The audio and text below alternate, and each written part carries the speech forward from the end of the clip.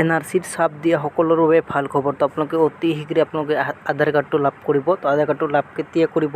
তো ইয়াতে আপোনালোকে বহুত মানুহে কিন্তু এনআৰচি চাপ দিয়া সকলোৱে কিন্তু আধাৰ কাৰ্ডটো লাভ কৰা নাই। তো সকলো মানুহে কিন্তু আপোনালোকে এনআৰচিৰ চাপ দিয়া সকলোৱে আধাৰ কাৰ্ডটো লাভ কৰিব। তো কেতিয়া লাভ কৰিব, কোনটো তাৰিখত লাভ কৰিব, আপোনালোকৰ কি কি ডকুমেণ্টছ লাগিব, সেই বিষয়ে কিন্তু আজি এই ভিডিঅ'টোৰ মধ্যে আপোনালোকক সম্পূৰ্ণ কথা কৈ দিম। তো আধাৰ কাৰ্ডটো আপোনালোকক কেনেকৈ বনাব, এপ্লাই ক'ত যাই কৰিব লাগিব, সেই বিষয়ে কিন্তু আপোনালোক সম্পূৰ্ণ ভিডিঅ'টো চাব লাগিব। চালেহে আপোনালোকে ভিডিঅ'টোত গম পাব।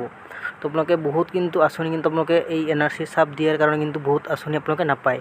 যেনেকুৱা আপোনালোকে আধাৰ কাৰ্ডৰ বাবে আপোনালোকে আধাৰ কাৰ্ডটোতো নাই, আপোনালোকৰ ৰেচন কাৰ্ড নাই, ৰেচন কাৰ্ডৰ চাউল নাপায়, গেছ চিলিণ্ডাৰ নাই, বহুত কিবা কিবি আঁচনি আপোনালোকে কিন্তু বহুত গুৰুত্বপূৰ্ণ কামবিলাক আপোনালোকে কিন্তু কৰিব নোৱাৰে।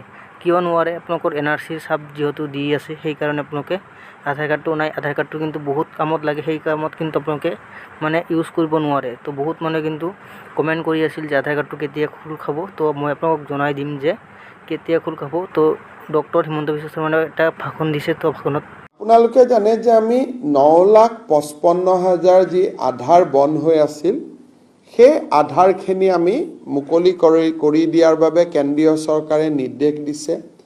আৰু অহা 2 দিনৰ ভিতৰত UDIয়েও ইয়াৰ যিটো প্ৰটোকল কেনেকৈ পাব, কি পাব, তাক দিব। আৰু এই বন্ধ হৈ থকা আমাৰ আবেদনকাৰীসকলে আধাৰ পোৱা আৰম্ভ কৰিব। মই ভাবোঁ যে ছেপ্টেম্বৰৰ ভিতৰতে তেওঁলোকে আধাৰ পাব। কিন্তু আধাৰক লৈ নতুন এটা সমস্যা হৈছে যে অসমৰ বহুকেইখন জিলাত, ধুবুৰী, গোৱালপাৰা আদিত জনসংখ্যাতকৈ বেছি আধাৰ কাৰ্ড ইছ্যু হৈছে। প্ৰক্ৰিয়া আৰম্ভ কৰিছিলোঁ এইবাৰ চেপ্টাৰ 12 দি। সেই প্ৰক্ৰিয়াটো আমি অলপ আগুৱাই লৈ গৈ আছোঁ। ৰখি যোৱাৰতো কথাই নাই, আমি অলপ গোটেই প্ৰক্ৰিয়াটো আগুৱাই লৈ যাব খুজিছোঁ। আপোনালোকক মই উদাহৰণ দিছোঁ। বৰপেটাত আধাৰ লোৱাৰ মানুহৰ সংখ্যা 103%। 100%লৈকে আমাৰ দায়িত্ব, কিন্তু 3% মানুহ এক্সট্ৰা।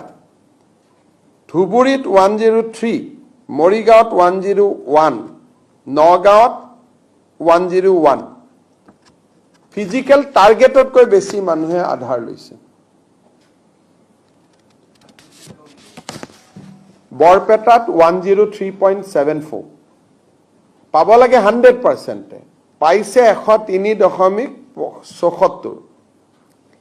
ধুবুৰীত 103.48, মৰিগাঁৱত 101.74, নগাঁৱত 100.68। টাৰ্গেট হ'ল 100%, তাতে কম 90%, 80%, কাৰণ বাগানৰ মানুহখিনিয়ে লোৱা নাই, গতিকে 90-80 হৈ আছে। এইকেইখন জিলাত প্ৰজেক্টেড পপুলেশ্যনতকৈ বেছি আধাৰ পাইছে। এতিয়া আমি কৰিব খুজিছোঁ কি, যে আধাৰ লাগিলে ল'ব লাগিলে এনআৰচিত আবেদন কৰা নম্বৰটো লগত দিব লাগিব। পোৱা নোপোৱাটো কোনেও নাজানে, আমি সেইটোলৈকে যাব খোজা নাই, যিহেতু কোৰ্টত বিচাৰাধীন হৈ আছে। কিন্তু এটলিষ্ট মই যে আবেদন কৰিছিলোঁ সেই প্ৰমাণটো দিব লাগিব। আৰু সৰু ল'ৰা হ'লে, যদি তেওঁলোকৰ ল'ৰা ছোৱালী হয়, সেইটো আৰু আমি ইনচিষ্ট নকৰোঁ।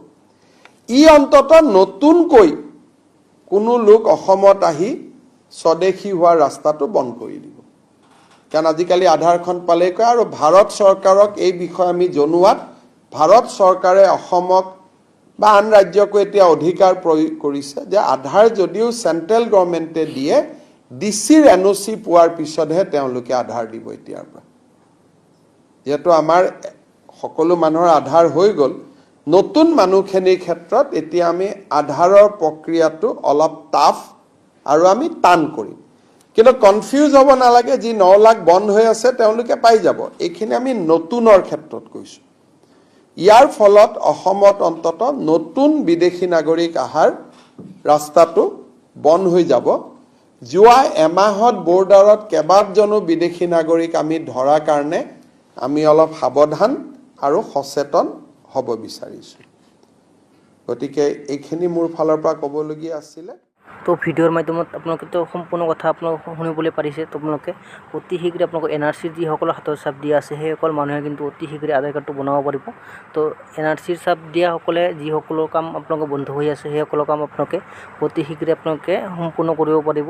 তো 15 ছেপ্টেম্বৰৰ আগতে আপোনালোকে এই কামবোৰ আপোনালোকে কৰিব পাৰিব। আধাৰ কাৰ্ডটো নিজৰ আধাৰ কাৰ্ডটো নিজে বনাব পাৰিব।